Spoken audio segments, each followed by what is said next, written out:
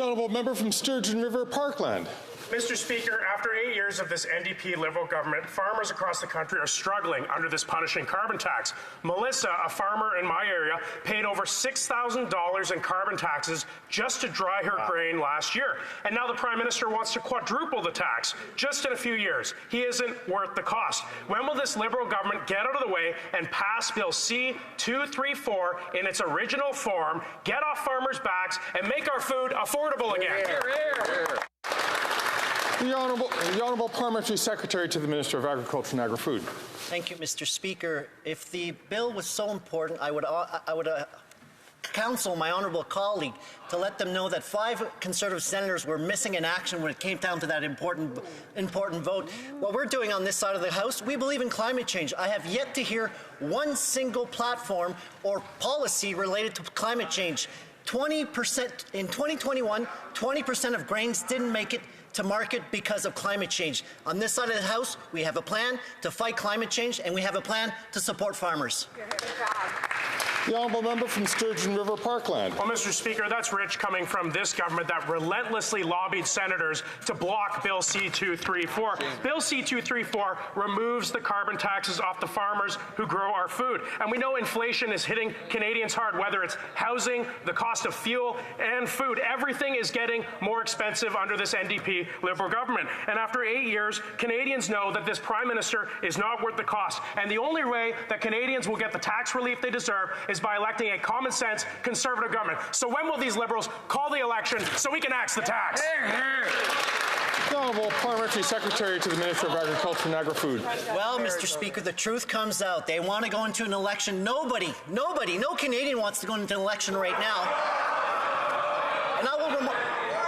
And again, our support for farmers has been consistent. We supported our supply managed sector. We supported our farmers, helped transition towards a greener economy. That's why we've invested $1.5 billion that helps farmers directly on the land to ensure that they can provide some technology for farmers. The honourable member from Yorkton Melville. Speaker, the biggest petition in Canadian history proves that person wrong. Ray Orb, Saskatchewan Association of Rural Municipalities, has indicated that our farmers can expect to lose 8% of their total net income if the carbon tax is quadrupled this spring. This Prime Minister is not worth the cost to our growers, our truckers, and everyone who is struggling to put healthy food on the tables of their families. Will this Prime Minister choose a death knell, alienating Canadians even further, or will they grab a lifeline and support C-234? The Honourable Parliamentary Secretary. Thank you, Mr. Speaker. You know, it's absurd to be lectured by the Conservative Party on our support for farmers when just last month we saw them vote against the On-Farm Climate Action Fund, the Dairy Innovation and Investment Fund, and funding in support of dairy, poultry, and egg supply managed producers. Those Conservatives take farmers for granted. They stand up in this House saying that climate policy is affecting food prices when they know it's not true because their own food professor comes to committee to say that exact thing, that climate policy is not a main driver of food prices. What is? Climate change, Mr. Speaker, but they never talk about climate change. They won't provide any solutions for climate change. It's all red herring to this Conservative Party. The honourable member from Yorkton Melville. Well, thank you, Mr. Speaker.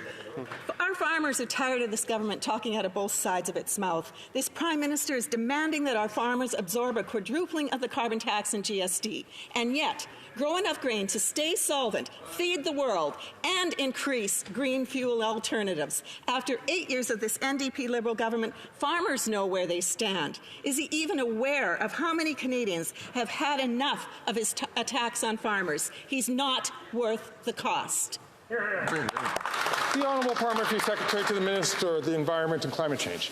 Thank you very much, Mr. Speaker. Farmers are the first to be impacted by climate change, and we need to support them and their transition to greener fuels, as the member said. However, we've already done many of those things by exempting gas and diesel from farm use for pollution pricing. We've created a rural top-up for rebates, and we've returned over $120 million to farmers just in 2023, thanks to carbon pricing proceeds. But, Mr. Speaker, today is the warmest January day on record, and last year was the warmest year on record ever. Wheat yields are down, climate change is having an impact. It's through droughts, floods.